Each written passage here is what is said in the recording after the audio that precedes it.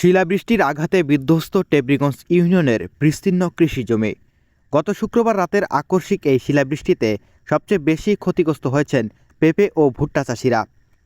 একাধিক বাগানে শত শত পেঁপে গাছ ভেঙে গেছে, অনেক গাছের পাতা ছিঁড়ে গিয়ে ফলন অনিশ্চিত হয়ে পড়েছে। শিলাবৃষ্টি ও ঝড়ে আমার পেঁপে বাগানের সবচেয়ে বেশি ক্ষয়ক্ষতি হয়েছে। অনেক গাছের কচি আগা ও পাতা, ছোট ফল নষ্ট হয়ে গেছে। এছাড়াও ভুট্টা ক্ষেতের ব্যাপক ক্ষয়ক্ষতি হয়েছে। এদিকে প্রায় 10 বিঘা জমির ভুট্টা ক্ষেত মাটিতে নুয়ে পড়েছে, ক্ষতিগ্রস্ত হয়েছে মোচা। ফলে উৎপাদন নিয়ে দুশ্চিন্তা পড়েছেন কৃষকেরা। তাদের দাবি, অল্প সময়ে এই দুর্যোগ কয়েক বছরের পরিশ্রম নষ্ট হয়ে গিয়েছে। শিলাবৃষ্টিতে এবং বাতাসে আমার ভুট্টা ক্ষেতের ব্যাপক ক্ষয়ক্ষতি হয়।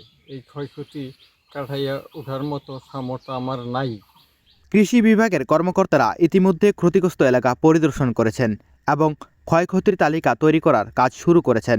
তবে দ্রুত সরকারি সহায়তা না পেলে বড় ধরনের আর্থিক সংকটে পড়ার আশঙ্কা করেছেন স্থানীয় কৃষকেরা।